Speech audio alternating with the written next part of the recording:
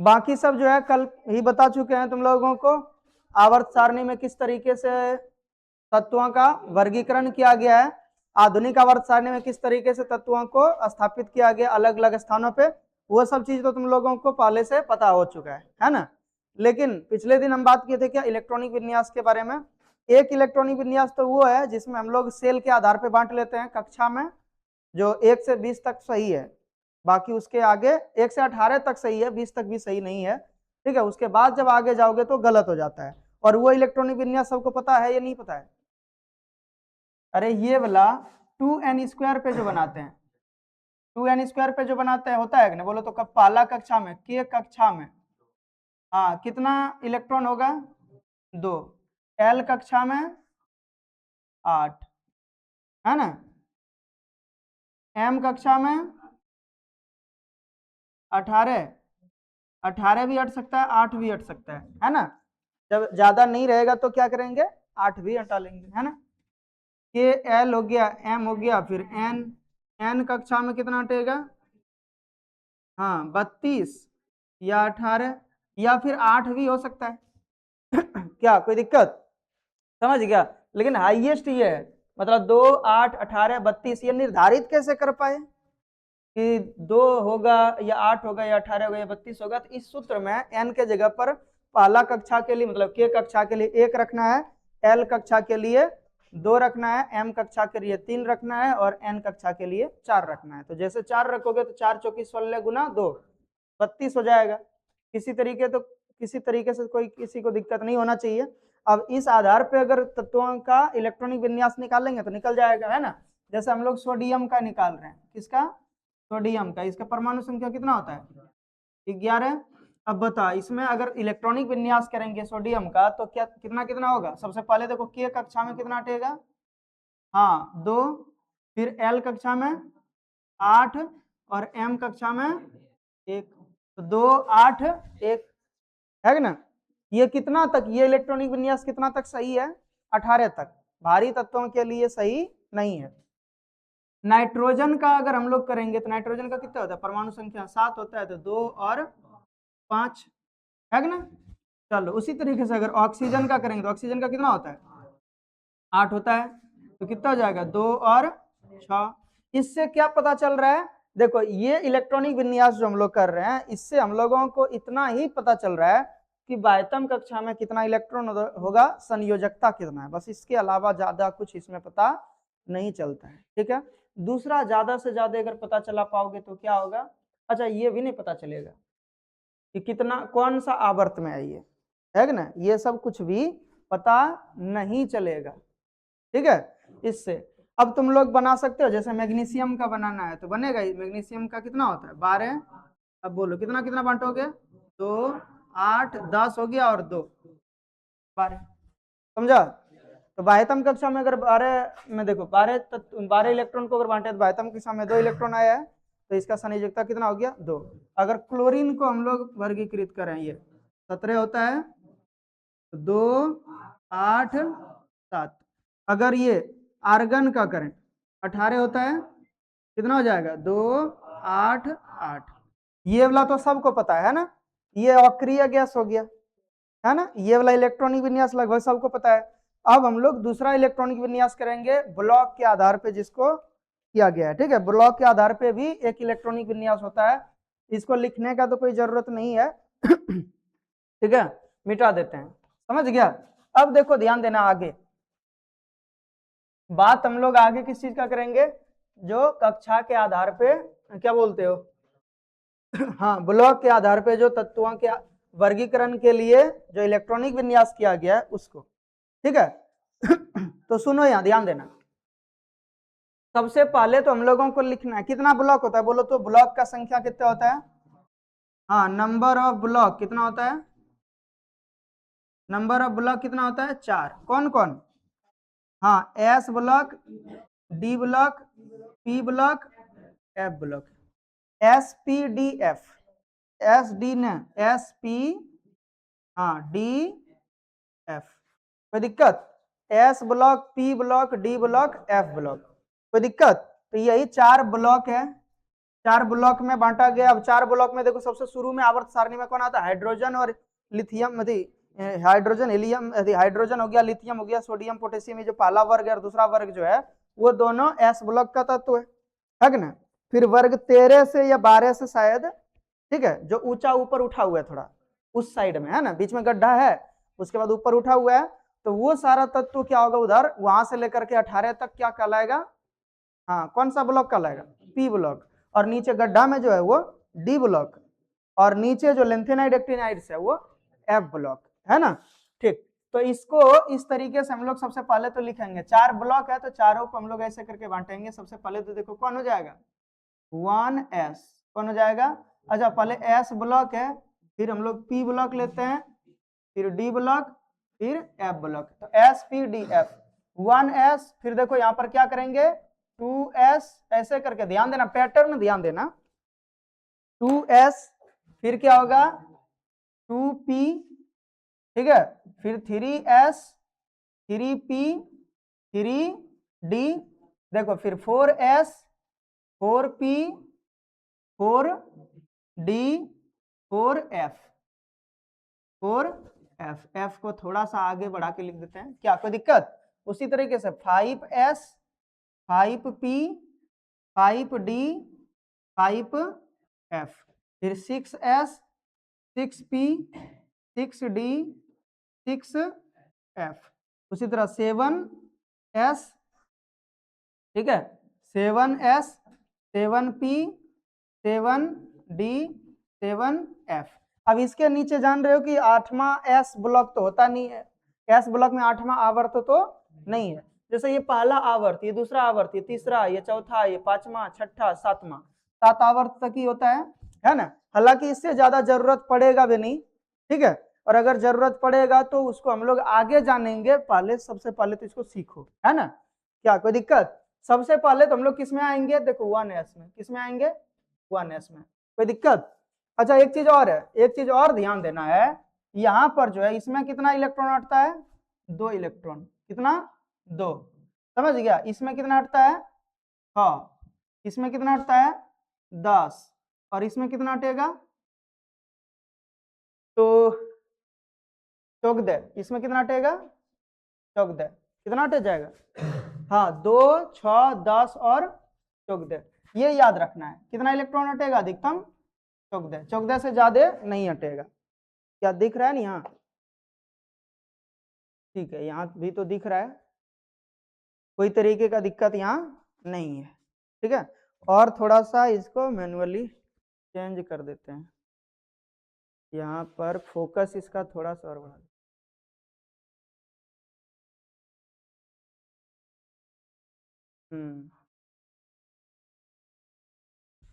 अब देखो और क्लियर दिखेगा, ठीक है, हाँ तो ध्यान देना यहाँ पे थोड़ा सा धुंधला दिख रहा था, तो यहाँ पर याद रखना कि एस ब्लॉक वाले में कितना इलेक्ट्रॉन हटेगा, 2 इलेक्ट्रॉन, दूसरे में 6, 6, अधिकतम 6, इसमें 10, इसमें 14, ठीक है। सेम अगर तुम लोग देखोगे तो वही चीज है, जैसे देखो यहाँ पे पहला में 2, दूसरा में 8 होता है, 6 और 2 8, 8 और 10 18, 18 और 14 32 होता है, तो यही वाला हम लोग पढ़े हैं, 2, 8, 18, 32, 50, ऐसे पढ़े होगे ना, बोलो तो 2, 8, 18, 32, 50, कौन सा सूत्र पे, 2n स्क्वायर पे, 2n स्क्वायर पे अगर 1 रखते हैं तो 2 निकलता है, 2 रखेंगे तो 8 रखेगा ना, फिर 18, 3 रखेंगे तो 3 3 9 दूना 18, 4 रखेंगे 4 चौके 16 दूना 32, 5 रखेंगे 25, 25 दूना 50, ऐसा है ना। बस अब करना क्या है, अगर देखो s के लिए ये हो गया 2, p के लिए कौन, s p के लिए कौन हो जाएगा, 8 में से 6 घटा 2 घटा दो तो 6, ठीक है। अब इसमें क्या करना है, d के लिए तीनों को घटा लो, दोनों को घटा लो, 8 2 10, क्या बोलते हैं इसको रे, हाँ 8 को घटा लो, कितना हो जाएगा 10, और f के लिए 18 में 32 को घटा लेंगे, कितना बचेगा, 32 में 18 को घटा लेंगे 14 बचेगा, समझा। ये रिलेशन समझ में आया कि किस तरीके का है, याद रहेगा। चलो अब सबसे पहले जो क्रम होता है कि किस अनुसार से हम लोग लेंगे तत्वों को, तो सबसे पहले तो देखो पहला में लेना 1s, फिर क्या होगा 2s, फिर कौन में जाएगा 2s, फिर किस में आएगा 2p, फिर 3s, 2p के बाद 3s, देखना ध्यान से। फिर कौन हो जाएगा, देखो यहाँ पे 3p के बाद 4s, फिर 4s के बाद देखो कौन हो जाएगा 3d 4p और फिर 5s, फिर ऐसे है, देखो तीर का निशान देख रहे हो, ऐसे, समझा कैसे कैसे क्रॉस हो रहा है। पाला में 1, देखो सबसे पहले कौन लेंगे 1s, फिर 2s, फिर 2p, फिर 3s, फिर 3p, 4s, 3d, 4p, 5s, फिर क्या हो जाएगा यहाँ, फिर वापस आएंगे, समझ गया। ठीक, मतलब एक लाइन खत्म करेंगे फिर शुरू से स्टार्ट करेंगे, फिर एक लाइन खत्म होगा फिर शुरू से स्टार्ट करेंगे, फिर एक लाइन खत्म होगा फिर शुरू से स्टार्ट करेंगे। तो मतलब हम लोगों का पैटर्न जो बन रहा है कैसे बन रहा है, बोलो तो 1s 2s है ना, 2p कॉमा नहीं दिया आएगा, ठीक है, फिर क्या हो जाएगा बोलो तो, हाँ 3s 3p 4s, हाँ देखो 4s के बाद देखो 3d, ई वाला लाइन में आएंगे तो यहां से स्टार्ट करो, हाँ 3d 4p 5s, फिर बोलो 4d, हाँ 5p 6s, हाँ 4f होगा, ये चीज हो गया ना पैटर्न। 5 देखो 4f हो गया, हाँ फिर देखो क्या हो जाएगा 4f के बाद 5d, 4f के बाद 5d, अब 6p और 7s, बस इतने तक रहने देते हैं, ये तो ढेर ही हो गया बहुत ज्यादा, है ना, कोई दिक्कत। अब हम लोगों को बांटना है, तत्वों को बांटना है कैसे करके, तो बताते हैं अभी थोड़ा सा, एक दो को बांट के ही दिखा देते हैं, क्या कोई दिक्कत। जैसे मान लो क्या हम लोगों को किसको बांटना है, जैसे शुरू से ही ले लेते हैं, चलो हाइड्रोजन का लेते हैं, तो हाइड्रोजन का परमाणु संख्या कितना है 1, इसमें क्या हो जाएगा 1s1, क्या होगा 1s1, ये इलेक्ट्रॉन है, क्या है ये ऊपर वाला जो है ना वो क्या है इलेक्ट्रॉन है। अब हीलियम का अगर बांटेंगे तो क्या हो जाएगा, यहाँ 2 है तो यहाँ 1s2, फिर लिथियम का अगर बांटेंगे तो क्या हो जाएगा बोलो तो 3 होता है, तो क्या हो जाएगा 1s2, अब उसके बाद देखो 1s2 के बाद कौन आ जाएगा 2s, किस में चले जाएंगे 2s, किस में आ जाएंगे 2s1, क्या कोई दिक्कत। अभी और समझाएंगे इसको, लेकिन पहले देखो बांटेंगे कैसे, क्या बात समझ आ रहा है यहाँ पे बोलो, क्या ये समझ आया 1s1 1s2 1s2 2s1, देखो क्यों ऐसा क्यों हुआ, दूसरा क्यों ले लिए 1s2 के बाद 2s1 क्यों ले लिए, क्योंकि दो ये अटेगा बोले थे ना अभी, इसमें कितना हटेगा s में कितना हटेगा अधिकतम 2, कोई दिक्कत। दूसरा में कौन हटेगा p में कितना हटेगा अधिकतम 6, कोई दिक्कत। जब भी p आएगा तो 6 से ज्यादा नहीं रखना है, ठीक। चलो उसके बाद लिथियम के बाद बेरिलियम कितना होता है 4, कितना होगा 1s2 2s2, क्या कोई दिक्कत 1s2 2s2। चलो बेरिलियम के बाद बोरॉन बी ना 5, क्या हो जाएगा 1s2 2s2, अब देखो 1s2 2s2 ये दोनों हो गया भर गया, अब 2p होगा तो 2p में देखो कितना होगा 2p में 1 होगा, क्या बात समझ आया बोलो, समझ आया ना। अरे इसी में देखो ना यहाँ पे ई वाला भरेगा, जैसे पहले इसमें 2 को भरेगा, 2 को भरने के बाद फिर तब इसको लिखेंगे, अरे यहाँ ही पूरे पैटर्न लिख दिए, पूरे पैटर्न लिख दिए, देखो कैसे कैसे लिखे देख रहे हो, पूरे पैटर्न लिख दिए यहाँ से यहाँ तक। अब यहाँ से यहाँ तक में पैटर्न में जो जो भरते जाएगा हम आगे बढ़ते जाएंगे, पहले 1s1 हुआ, फिर 1s2 हुआ, 1s3 तो नहीं होगा 1s2 तक ही होगा, क्योंकि s में 2 ही हटेगा अधिकतम, क्या बात समझ आ रहा है यहाँ, ठीक। ये जो पैटर्न है ना ये इंपॉर्टेंट है, इसको याद रखना है, अगर याद नहीं रखोगे तो ये पैटर्न याद रखना है, ऐसे बना लेना है, हमको थोड़ी ये वाला याद है पूरे, हम तो अभी बना के उतारे हैं कि ना, क्या कोई दिक्कत। तो जब भूल जाओगे इसको भूल जाओगे तो क्या बना के उतार सकते हो कि ना, ठीक। तो ये इलेक्ट्रॉनिक विन्यास जो अभी कर रहे हैं ना इसके आधार पे तत्वों का आवर्ती वर्गीकरण किया गया, अब समझाएंगे ना तुम लोगों को दिमाग हिल जाएगा कि इतना चीज कैसे इसमें बताया हुआ है ये इलेक्ट्रॉनिक विन्यास में। अभी तुम लोग अभी सोचते हो क्या लिखा है 1s1 1s2 1 S3 है ना, ऐसे करके लिखा है ना, क्या लिखा है, लेकिन अभी बताते हैं। चलो आप देखो आगे और 2-4 को देख लेते हैं। किसका किसका करना है, देखो अब बोरॉन के बाद कार्बन हो गया। अरे मार्कर में तब तक एगो इंक में इंक तो डाल के रखो ना, एगो में कौन डालेगा। देखो यहाँ कार्बन जो है, कार्बन का कितना होता है 6। अब बोलो इसमें क्या हो जाएगा 1s2 2s2, इसमें तो ये कौन एस वाला जितना भी है। अब 2p2 होगा कि ना, 2p3 नहीं 2p2। देखो 2 गो यहाँ हो गया, 2 गो यहाँ, 4 गो हो गया, 2 गो ना बचा, तो 2 गो जाएगा तो किस में जाएगा, पी वाला में चले जाएगा। क्या बात समझ आया, यहाँ समझ आया कि नहीं आप बताओ। उसके बाद देखो आगे कार्बन के बाद क्या होता है, नाइट्रोजन का 7। अब बता इसमें 1s2 2s2 2p3, बात समझ में आया, 2p3, कोई दिक्कत। चलो ठीक। अब देखो आगे ऑक्सीजन का 8 होता है, बोलो तो 1s2 2s2 2p4, समझा। जब तक पी वाला 6 नहीं होगा, 6 से जब 7 नहीं होने लगेगा तब तक इससे आगे नहीं बढ़ेंगे। देख रहे हो यही इसी में रहेंगे, फिर किस में आ जाएगा 3s आ जाएगा। कौन आ जाएगा 3s। अभी और देख लो ऑक्सीजन के बाद बोलो तो फ्लोरीन 9, बता इसका क्या हो जाएगा। हाँ 1s2 2s2 2s2 2p5।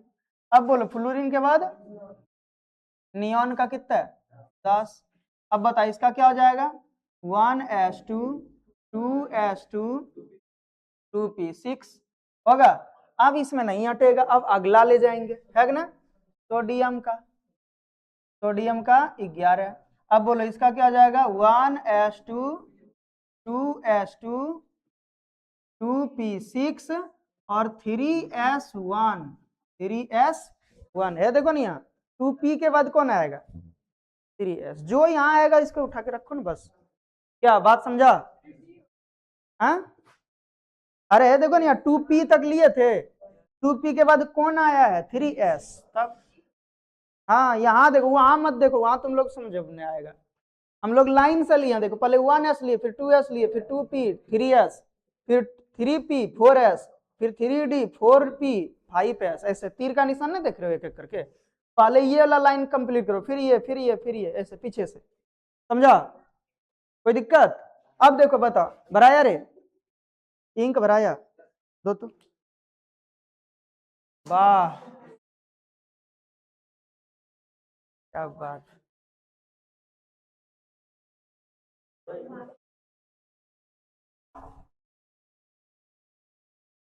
गजब है। ठीक है, तो सब कैमरा वैमरा सब उड़ा के रख देता है तुरंत। कितना भरे हो रे, अच्छा चल जाए क्या, इतने से हम लोग मतलब है। चलो मैग्नीशियम का 12 होता है, बोलो 1s2 2s2 2p6 3s2 हो गया, कोई दिक्कत। चल अब आगे देखो, ध्यान देना, आगे हम लोग क्या करेंगे बोलो तो। हाँ एल्युमिनियम 13 है, बोलो 1s2 2s2 2p6 3s2। अब इसमें 2 ही हटता ही है। अब देखो 3p आ जाएगा, 3p अगला ये भर गया, ये अगला आएगा 3p1 3p1, समझा। अच्छा यहां से जो है ना सोडियम के बाद या इसी को हम लोग क्या लिख सकते हैं, देखो नियॉन है ना, क्या है नियॉन, नियॉन का 10 तो ये है। देखो नियॉन के बाद कितना एक्स्ट्रा आया 3s1 ही ना आया है सिर्फ, बस ये इलेक्ट्रॉनिक विन्यास हो गया किसका, किसका हो गया सोडियम का, समझा। देखो नियॉन का तो कितना है, देखो नियॉन का इतना जितना है, देखो यहाँ पे नियॉन में भी आया है कि ना, ये वाला देखो नियॉन का ये है 1s2 2s2 2p6 1s2 2s2 2p6, इतना तक को नियॉन लिख सकते हैं ना। अब बचा कौन 3s1 एक्स्ट्रा लिख दिए। क्या इसको भी हम लोग ऐसे लिख सकते हैं बोलो तो, क्या लिख सकते हैं नियॉन और फिर 3s2। अब बता, इसमें भी नियॉन और 3s2 और 3p1। समझा कितना अच्छा है। अच्छा ये वाला जो होता है ना थोड़ा बड़ा होता है, तो इसीलिए क्या करते हैं यहाँ पे देखो या भी नहीं लगाए, 3p1 या, है ना। बताओ जब ज्यादा बड़ा होने लगेगा तो क्या होगा, ज्यादा बड़ा अगर होने लगेगा तो इस तरह से लिखा जाएगा। बहुत जगह पे तुम लोग देखोगे ऐसे, आगे देखने को मिलेगा 12 में 11 में, ठीक है, समझ गया। किसमें 3D हाँ हाँ हाँ हाँ हाँ, तो डी डी में 10 तक जाएगा। हाँ डी में 10 तक जाएगा। नहीं अभी तुम बना के देखोगे तब ना पता चलेगा कि कितना बनेगा। बहुत बन जाएगा, तो वही बात कर रहे हैं, अभी बहुत बन जाएगा और सबका कंप्लीट हो जाएगा इतने में लगभग। और बहुत ज्यादा जो होगा ना उसका जरूरत भी नहीं पड़ेगा हम लोगों को। क्या बात समझ में आ रहा है, बहुत बड़ा बड़ा का जरूरत हम लोगों को नहीं पड़ेगा। समझ गया। अभी देखो न कितना तक का हम लोगों का बन जाएगा, देखो यहाँ 2 हो गया है कि ना। यहाँ तक में हम लोग कितना ले लिए, यहाँ तक में 10 ले लिए थे ना, 2p6 तक में 10, 2 12, 12 और 6 18, 18 और 2 20, 20 और 10 30, 30 और 2 30 और 6 36, 36 2 38, 38 और 38 और 10 48, 48 और 48 और 6 कितना हो जाएगा 54, 54 और 2 56, 56 और एफ आ गया, एफ मतलब चौक दे, 56 और चौक दे कितना हो जाएगा 70, 70 और 10 80, 80 और वाला 6 86, 86 और 2 88 तक बन सकता है। उसके बाद कंफ्यूजन होगा क्या कि 8s आएगा या नहीं आएगा। 78 क्या कितना तक बताए थे 88, 88 के बाद उधर कहाँ जाओगे उतना। हाँ उतना तो सोचो ना, अभी बहुत हम लोगों के लिए है, अब ये भी फेल हो जाएगा बाद में, है ना, समझ रहे हो। इसके बाद देख रहे हो यहाँ पे कि 7s जैसे 8s जैसे लेंगे तो 8s तो है ही नहीं, 8s आवर्त 8वां तो नहीं है। ठीक, अब सुनो आगे, क्या ऐसे लिख सकते हैं बोलो तो, किसी एक का और लिखते हैं, चलो किसका लिखेंगे, कैल्शियम का कितना होता है 20 होता है अंड्रे, कैल्शियम का 20। चलो इसका लिखते हैं, प्रसारित रूप से ही लिखेंगे पूरे 1s2 2s2 2p6 3s, हाँ 3s2 3p कितना हो जाएगा 3p6 कितना हो गया देखो 10 और 8 18, 3p के बाद कौन हो जाएगा 3p के बाद बोलो 4s2। क्या कोई दिक्कत, समझ गया। अब यहां तक में कौन है बोलो तो, यहां तक में कौन है आर्गन है, आर्गन और 4s2 आर्गन का होता है ना रिबला इतना तक। देखो 3p6 तक 18 तक आर्गन का हो गया, यहां तक आर्गन बन गया, इधर आगे एक्स्ट्रा बचा था तो उसको लिख दिया। अब सुनो आगे, अब इसका इंटरेस्टिंग चीज दिखाते हैं जो अभी तुम लोगों को दिखाना चाहिए था, है ना, जो बोले कि इलेक्ट्रॉनिक विन्यास के आधार पर तत्वों का आवर्ती वर्गीकरण किया गया है। सुनो तुम लोगों को पीरियोडिक टेबल निकालना है, पीरियोडिक टेबल निकाल लो किताब में, जो जो बोलेंगे मिलाने के लिए मिलाते जाना है खाली। चलो इसमें से किसी को एक हम लोग उठा लेते हैं, सुनो इसमें से किसी एक को उठा लेते हैं। देखो यहाँ किसको लेंगे, मान लो सोडियम को ले रहे हैं, किसको सोडियम को। अब बताते हैं तुम लोगों को, देखो सोडियम को ले रहे हैं, उसको देखना है एस ब्लॉक में है, देखो तो सोडियम एस ब्लॉक में है या नहीं है। अब बताते हैं सोडियम एस ब्लॉक में ही नहीं, सुन लो भी, सोडियम एस ब्लॉक में है, पहला वर्ग में है, तीसरा आवर्त में है। देख लो सोडियम एस ब्लॉक में है, तीसरा वर्ग नहीं, पहला वर्ग और तीसरा आवर्त, मतलब ऊपर से नीचे आओगे ना 1 2 3 तीसरा लाइन में आना है। और ऊपर नीचे जब इधर से देखो ना ऊपर नीचे ऐसे तो फर्स्ट लाइन में है। देखो ये क्या बता रहा है, ये क्या बता रहा है कि पहला वर्ग है, ये क्या बता रहा है पहला वर्ग है जो ऊपर में लिखा है। हाँ ये एस क्या बता रहा है कि एस ब्लॉक है, क्या बोल रहा है एस ब्लॉक है। और 3 क्या बता रहा है तीसरा आवर्त है, देख रहे हो। समझ गया।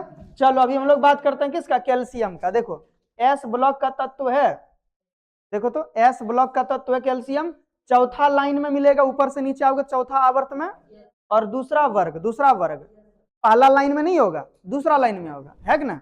अब और दिखाते हैं, ये वाला दिखाते हैं, देखो ये वाला एल्युमिनियम का। आ जाओ पी ब्लॉक में, कहां पर, पी ब्लॉक में तीसरा लाइन में, तीसरा आवर्त, तीसरा आवर्त के पी ब्लॉक के पहले में होगा, शुरू में जहां से पी ब्लॉक स्टार्ट हुआ ना उसके पहले लाइन में होगा, पहले में। कोई दिक्कत देख रहे हो, कैसे देखना है, देखो क्या बोले कि पी ब्लॉक में है, तो पी ब्लॉक यहां से स्टार्ट हुआ, यहां से स्टार्ट हुआ, कहां से, वर्ग 13 से, वर्ग 13 से 18 तक कौन ब्लॉक का लाएगा, पी ब्लॉक। अब पी ब्लॉक में ही देखो सबसे पहले ही आया है, देखो पी ब्लॉक का पहला वर्ग, पी ब्लॉक का पहला वर्ग, ऐसे शुरू से तो 13वां वर्ग है, लेकिन पी ब्लॉक का कौन सा वर्ग है, पहला वर्ग, कौन सा आवर्त में, तीसरा आवर्त में, देख लिया, कोई दिक्कत। तो यही चीजें हैं, समझ आया।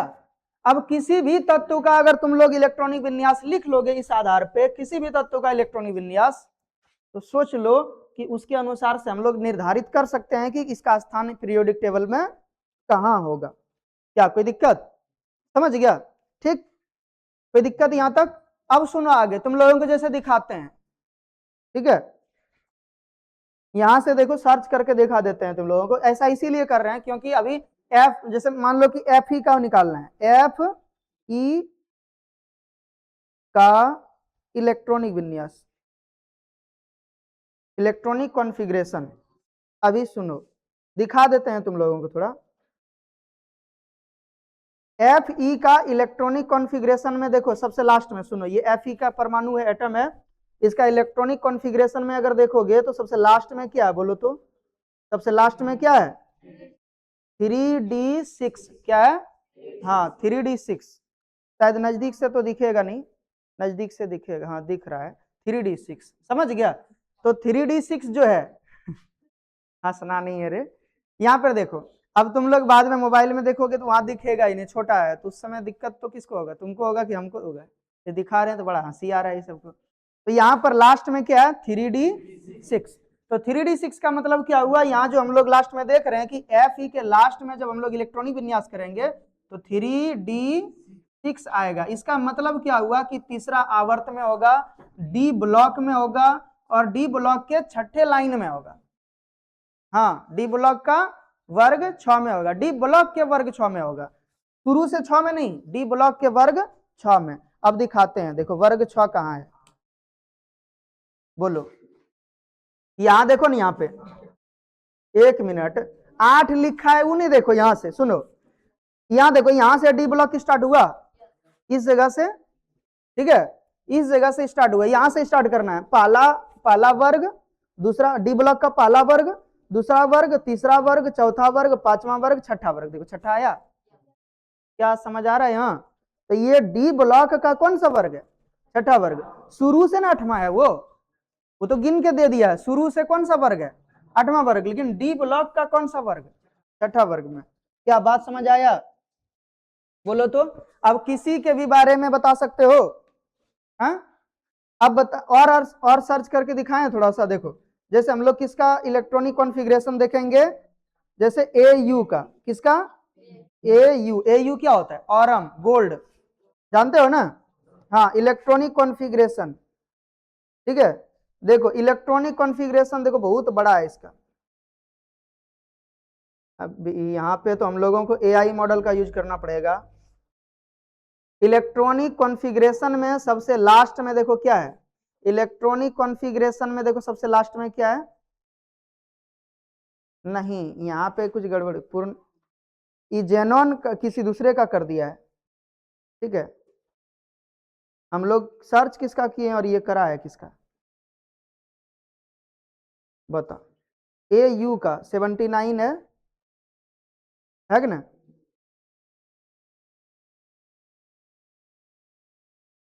सेवेंटी नाइन है, या इधर नजदीक का ही देखो, किसी का देखते हैं, किसका, एक 30 किसका है रे, जिंक का ना है, देखो यहाँ जेड एन, जेड एन का इलेक्ट्रॉनिक कॉन्फ़िगरेशन है, देखो यहाँ कितना है 3d10 लिखा है, 3d10। Zn के लास्ट में जब हम लोग इलेक्ट्रॉनिक विन्यास करेंगे तो 3d10 होगा। अब बताओ अगर 3d10 है तो तुम लोग बता सकते हो ना, बोलो कौन सा ब्लॉक में होगा? ब्लॉक डी में, डी ब्लॉक में होगा। कौन सा आवर्त में होगा? तीसरा आवर्त में होगा। और डी ब्लॉक के कौन सा वर्ग में होगा? 10वां वर्ग में, शुरू से नहीं। डी ब्लॉक के कौन सा वर्ग में होगा? 10वां वर्ग में। मतलब डी ब्लॉक का देखो स्टार्ट कहां से हो रहा है, यहां से। डी ब्लॉक का पहला वर्गीय, दूसरा, तीसरा, चौथा, पांचवा, छठा, सातवां, आठवां, नौवां, 10वां। देखो जिंक वहां 30 पे है, तीसरा जिंक यहाँ चौथा में आ रहा है। अच्छा यहाँ पे ये भी देखो, ध्यान देना, हाईएस्ट कितना तक जा रहा है? 4 तक अगर जा रहा है तो चौथे में होगा वो, समझ गया? यहाँ पे चौथा में गया है, आवर्त कौन सा हो गया? चौथा, ठीक है। तो वहां पे 4s का भी यूज किया होगा, देखो कहीं ना कहीं ये चीज भी ध्यान देना, 4s2 का यूज किया, देखो 4s का यूज किया नहीं, मतलब हाईएस्ट जितना गया 4s तक गया है तो कौन सा वर्ग में चले जाएगा, कौन सा आवर्त में चले जाएगा? चौथा में। तो ये याद रखना है कि हाईएस्ट जो चले गया है, ठीक है, कोई दिक्कत? तो उसी के अनुसार से यूज होता है कहीं कहीं पे, तो ये चीज देखना है। बात समझ में आया? तो बहुत चीज इससे तुम लोगों को सीखने मिल जाएगा। इतना ज्यादा अब जरूरी नहीं है इसमें, जितना जरूरी था तुम लोगों को उतना बता चुके हैं। कोई तरह का दिक्कत किसी को है तो बोलोगे। अब तुम लोगों को बताना है जैसे सल्फर का है, बता तो इसका इलेक्ट्रॉनिक विन्यास। सल्फर का 16 होता है, बताओ। यहाँ सब कुछ लिखा हुआ है, बोलो। 1s2 2s2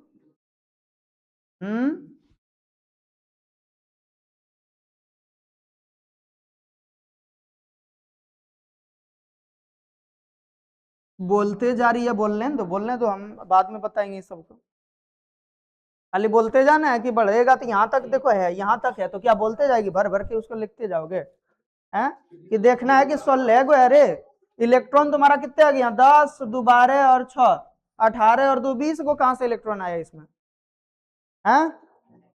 अरे 10 यहाँ हो गया, 2 12 और 4 ही नहीं होगा इसमें 4 ही होगा। कितना? 4। समझा? तो अब देखो सल्फर क्या है, तीसरा आवर्त में है, देखो तो पी ब्लॉक का तत्व है, और पी ब्लॉक में चौथा नंबर पे है, चौथा लाइन में है, देखो तो। अरे सल्फर में देखो यहाँ पे पी ब्लॉक ये हो गया तुम्हारा 1 2 3 4, इसमें तीसरा में देखो, तीसरा आवर्त में आना इधर से, पी ब्लॉक का तीसरा लाइन देखो है यहाँ पे 16, सल्फर 16। क्या समझा? कोई दिक्कत? तो ये सब चीज थोड़ा सा याद रखना है। तो यही इलेक्ट्रॉनिक विन्यास के आधार पर तत्वों को वर्गीकृत किया गया था। किसी तरीके का कोई दिक्कत किसी को? समझ गया? पूछे सवाल तुम लोगों से? सवाल पूछे अब? नहीं, पिछले दिन जो पढ़ाए हैं सब क्या भूल गया? किरे भूले ना वो? बोलो, सबसे पहले तत्वों का वर्गीकरण किसने किया था? किसने? लब्बाजे ने। भूल गया? सबसे पहले लब्बाजे ने कौन कौन भाग में बांटा था? धातु और अधातु में, 2 भाग में बांटा था, धातु और अधातु में। उसके बाद कौन आया? संयोजकता के आधार पर किसने किया है पता नहीं, है ना? संयोजकता के आधार पर वर्गीकरण हुआ है। उसके बाद तीसरा नंबर पे कौन हुआ? डोब्रेनर का त्रियक नियम, है ना? डोब्रेनर का त्रियक नियम। और डोब्रेनर का त्रियक नियम में क्या हाल था जान ही रहे हो? उसमें अपने से रिसर्च करके, गुणों का अध्ययन करके और अपने से उठा के रखा था तत्व को, जिसमें कोई सेंस बनता नहीं है ना? ठीक। अभी के समय में तत्वों का कुछ खास अध्ययन करना नहीं पड़ रहा है, ठीक है? अब देख रहे हो इलेक्ट्रॉनिक विन्यास सीखा, मतलब कोई भी अनजान आदमी को खाली परमाणु संख्या याद करना है, ये जानना है, अब बाकी सब बता देगा वो। सोचो, बाकी सब बता देगा, है कि ना? क्लोरीन के बारे में अगर जान रहा है तो क्लोरीन के नीचे जितना भी है, फ्लोरीन, ब्रोमीन, आयोडीन, एस्टेटिन, ये सब के बारे में बता देगा। क्या बात समझ में आ रहा है यहाँ? क्योंकि एक ही वर्ग में सब है। अब सोचो इलेक्ट्रॉनिक विन्यास के आधार पर कितना अच्छा से उसका वर्गीकरण हो गया। अभी के समय में कुछ थोड़ा गड़बड़ी भी है ना? तो सबसे पहले कितने भागों में बांटा गया था तत्वों को? 2 भागों में। कौन कौन? धातु अधातु में। दूसरा में संयोजकता के आधार पे। तीसरा नंबर पे डोब्रेनर ने त्रियक नियम के आधार पे 3 वर्गों में बांटा था। संयोजक 3 वर्गों में बांटा था, किसके आधार पे? भौतिक और रासायनिक गुणों के आधार पे, है ना। चलो उसके बाद फिर न्यूलैंड का अष्टक नियम आया, यानी कि हाँ उसमें कौन सा रे संगीत के 7 स्वर का यूज किया गया था, संगीत के 7 स्वर का यूज किया गया था, सारे गामा पद, हाँ ठीक है, सारे गामा का यूज किया गया था, ठीक है, सा रे गा मा प ध नी, ये 7 अक्षर था। अब 7 अक्षर था तो इसीलिए उसने 7 वर्ग में बांट दिया और बोला कि 8वां तत्व का जो गुण होगा पहले तत्व के गुण के समान होगा, ये बताया था, ठीक। और उसने ये भी बताया था कि प्रकृति में 56 तत्व ही है, इससे ज्यादा तत्व नहीं है, ये सब गड़बड़ी हुआ था, है ना। 7 स्वर 8वां तत्व का 8वां तत्व का गुण समान मिलता है, इसीलिए 8×56 करके उसने सोचा कि बहुत अच्छा बन गया अब ना, ठीक। चलो डोब्रेनर के बाद कौन हुआ, मेंडलीव। मेंडलीव ने और भी अच्छे से विस्तारित रूप से उसको बनाया और जो न्यूलैंड्स ने जो गलती किया था उसको सुधारा, है ना। मेंडलीव तक भी देखा होगा तो तत्वों का द्रव्यमान के आधार पर ही तत्वों का वर्गीकरण किया गया था, तत्वों के द्रव्यमान के आधार पर ही तत्वों का वर्गीकरण किया गया था, मेंडलीव ने भी वही किया था। मेंडलीव कहाँ था, कहाँ का था, जर्मनी का, हाँ मेंडलीव कहाँ का था रे, जर्मनी का, कि रूस का कि जर्मनी का, रूस का है। उसकी वो उस अपने माँ के कहने पर ही उन्होंने हाँ पढ़ाई आगे का जारी किया था ना, ठीक। तो ये चीज भी याद रखना, समझ गया, ठीक। अपने माँ के कहने पर ही उन्होंने आगे की पढ़ाई किया था और फिर जितना भी रिसर्च किया, जितना भी उन्होंने खोज किया, जितना भी उसकी उपलब्धि हुआ बाद में हाँ अपने माँ के नाम पे ही कर दिया था, है ना, ठीक। तो यहां तक भी पता है। उसके बाद कौन आया, मोसले आया। मोसले ने एक्स किरणों का अध्ययन करने के पश्चात बताया कि तत्वों का जो अधिक मौलिक गुण है वो परमाणु द्रव्यमान नहीं है बल्कि परमाणु संख्या है, और उसके बाद परमाणु संख्या के आधार पर तत्वों का वर्गीकरण किया गया। और आधुनिक आवर्त सारणी में अगर देखोगे तो मेंडलीव के ही आवर्त सारणी का विस्तृत यानी कि एक तरीके से रूप है या बृहत रूप है, ठीक है, जिसमें और भी अच्छे से अध्ययन करना आसान हो गया ना। तो ये सब चीज याद रखना है। तो कहां से स्टार्ट हुआ, तो लब्बाजे से कहां तक आया, मोसले तक आया। मोसले के बाद भी अभी भी रिसर्च किया जा रहा है। जैसे एक पिछले दिन एक बच्चा बोला था ना कि हाइड्रोजन को उठा करके कहीं दूसरे जगह रख दिया है ना। तो ये तो समस्या का समाधान नहीं हुआ था, बताए भी थे क्या, समस्या का समाधान इसलिए नहीं हुआ है क्योंकि फिर तो वही झंझट है कि हम लोग अलग से पढ़ रहे हैं, उससे तो ज्यादा अच्छा है कि वहीं पे है जहां है तो है क्या, इससे समस्या का समाधान नहीं हो पाया था। तो ये सारी चीजें हैं, बाकी तो और कोई तरह का दिक्कत नहीं है। तुम लोग आवर्त का और वर्ग का सारा गुण जान रहे हो ना, विशेषता जान रहे हो ना, बोलो। किसी भी वर्ग में ऊपर से नीचे आने पर परमाणु का आकार क्या होता है, बढ़ता है, परमाणु का आकार बढ़ता है। अच्छा, बायां से दायां जाने पर परमाणु का आकार इतना बढ़िया से बताएं, भूल गया, बढ़ेगा कि घटेगा। अब देखो तो एक दो तेज बच्चा बोल देता तो बढ़ेगा, तो सब मान लेता है कि बढ़ेगा। अरे घटेगा ना, नहीं बोले थे कि इधर परमाणु का संख्या कम है, इधर ज्यादा होगा ना, इधर ज्यादा होगा, परमाणु बढ़ेगा ना इधर। अब ज्यादा होगा तो इलेक्ट्रॉन और प्रोटॉन का आकर्षण बल क्या होगा, ज्यादा होगा। ज्यादा होगा तो आपस में खींच लेगा। आकर्षण बल के कारण अगर इलेक्ट्रॉन को अंदर खींचेगा तो क्या आकार छोटा होगा कि बड़ा होगा, छोटा होगा। इधर फूला फूला हुआ जैसा दिखेगा इधर, हाँ, लेकिन इधर वाला जितना भी तत्व है ना, इधर शुरू वाला जितना भी तत्व है वो सब में क्या होगा, बोलो तो, वो सब में खाली खाली जगह ज्यादा होगा, इस सब में खाली जगह इसकी तुलना में कम होगा। हालांकि खाली जगह परमाणु बहुत ज्यादा होता है, जानते हो ना, कोई दिक्कत। तो यही सारी चीजें था, बाकी और हम तो सब कुछ बता चुके हैं, इसमें तो कोई तरह की का दिक्कत नहीं होना चाहिए, ठीक है। क्वेश्चन आंसर में तुम लोगों को अगर दिक्कत होगा तो बोलना, बना के आओगे तुम लोग कल, समझ गया, ठीक है।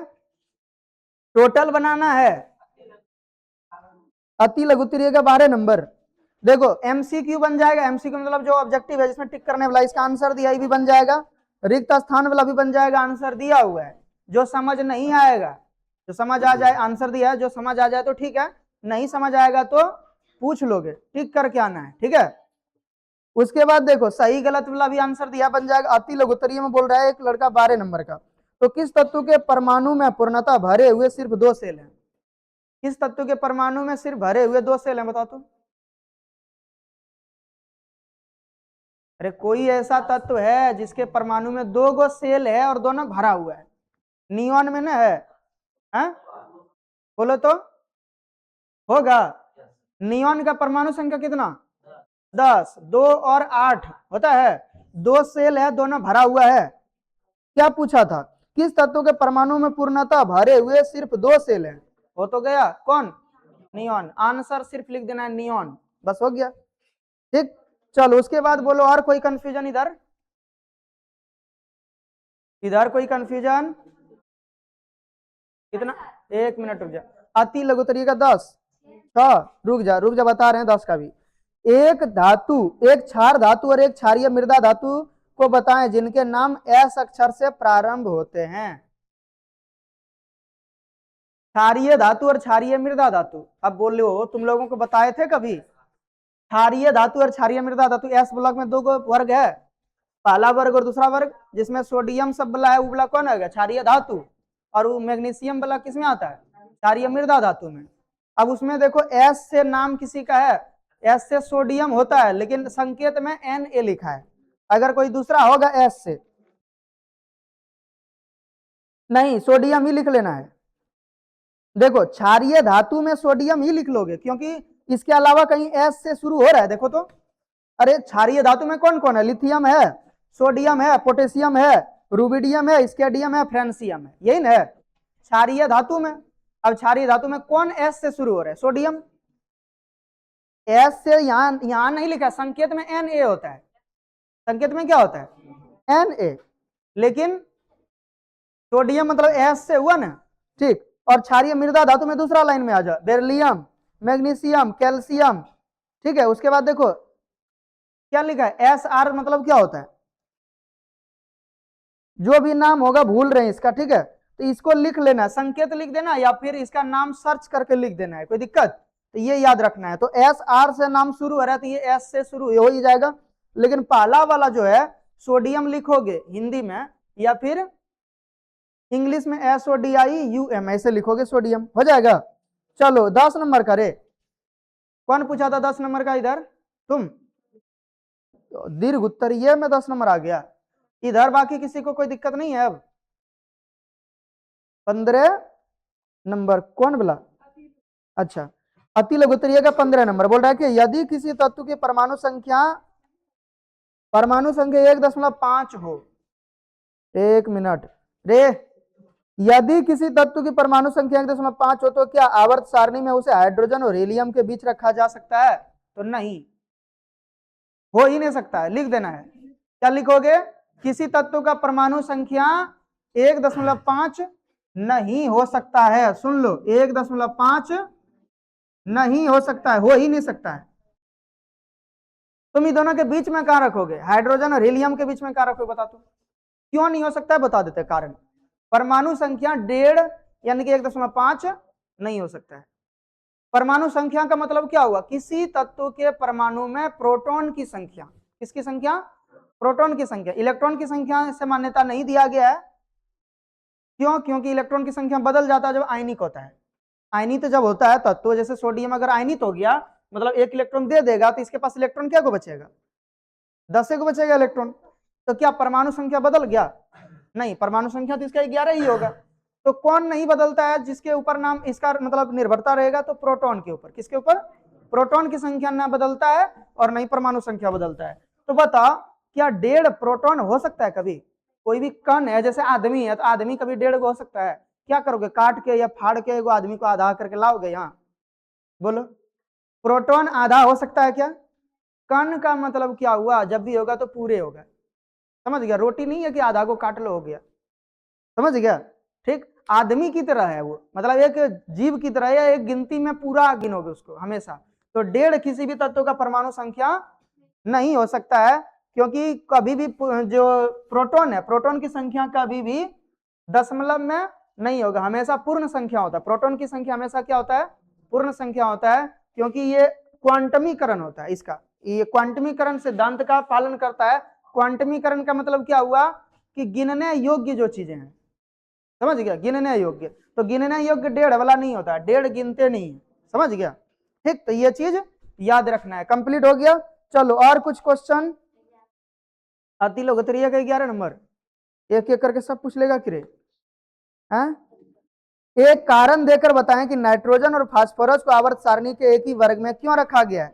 नाइट्रोजन और फास्फोरस को आवर्त सारणी के एक ही वर्ग में क्यों रखा गया है? क्योंकि लिखोगे, क्योंकि दोनों के गुणों में समानता है, दोनों का संयोजकता समान है, लिख दोगे, है कि ना? रे वाह, उसको तो मिट किया ही लो, बढ़िया रहेगा, उसके अलावा कुछ नहीं करना है, पढ़ाई पे ध्यान है जरा सा भी। हाँ, तुम्हारा रे समझ आ रहा है?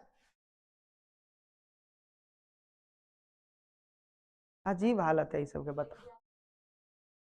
11 नंबर का फिर से एक कारण देकर बताएं कि नाइट्रोजन और फास्फोरस को आवर्त सारणी के एक ही वर्ग में क्यों रखा गया। एक ही वर्ग में क्यों रखते हैं बोलो तो? क्योंकि संयोजकता समान है, क्योंकि गुणों में समानता है, लिख दोगे। संयोजकता समान है कि नहीं? नाइट्रोजन का संयोजकता कितना?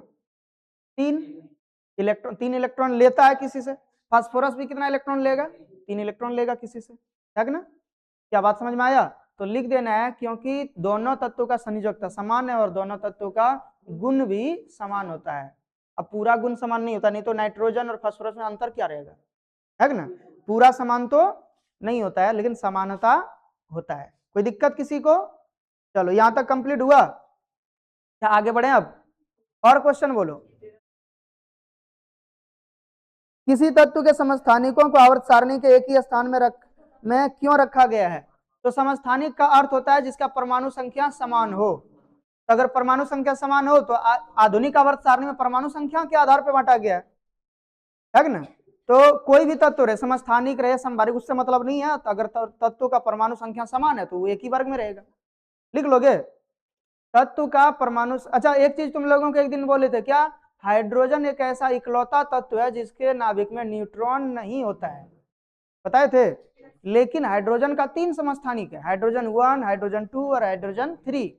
तो हाइड्रोजन 1 जो है उसके, उस तत्व के नाभिक में न्यूट्रॉन नहीं होता है, लेकिन जो हाइड्रोजन 2 है उसके नाभिक में 1 न्यूट्रॉन होता है, और हाइड्रोजन 3 जो है उसके भी नाभिक में 2 न्यूट्रॉन होता है।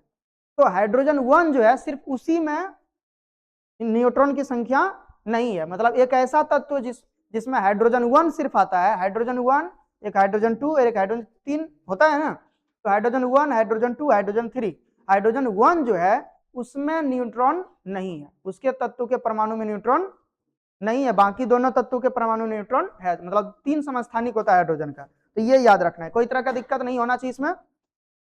चलो और बोलो, 16 नंबर एक एक करके सब पूछ लो, सब पूछ लो एकदम, देख रहे हो यहाँ पे।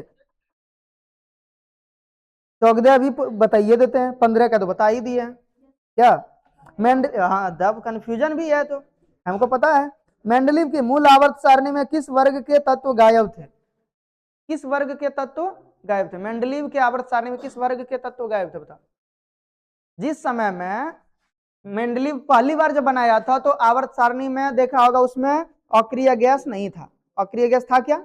नहीं। बाद में अक्रिय गैस जोड़ा गया जब संशोधित करके लाया मेंडलीव का आवर्त सारणी। शुरू वाला जो मेंडलीव का आवर्त सारणी था, क्या होश है तुम लोगों को कुछ? है देखो यहाँ शुरू वाला की लास्ट वाला में नहीं है रे, हाँ लास्ट वाला में है, देखो यहाँ है, देखो ये किसका है, ये वाला न्यूलैंड का अष्टक नहीं है, न्यूलैंड का जो था अष्टक नियम है ना, जो 7 स्वर के आधार पर बांटा था, तो वो तो हो ही गया। ये वाला जो है मेंडलीव का आवर्त सारणी है, कौन वाला? पहले वाला, पहले जो बनाया था, है ना। इसमें देख रहे वर्ग 8 में जो है, वर्ग 8 तो दिख रहा है, लेकिन कहीं पे भी कुछ दिख रहा है, हीलियम, नियॉन, आर्गन सब नहीं दिख रहा है। और उसके बाद देखो इधर जब संशोधित रूप कर लेके आया तो इसमें देखो वर्ग 0 को जोड़ा है, वर्ग 0 जोड़ा है लास्ट में, हीलियम, नियॉन, आर्गन है कि ना। तो बोलो, तो पहले वाले में कौन सा वर्ग का तत्व गायब था? अक्रिय गैस का। ये सब तुम लोग ने जवाब दे पाओगे,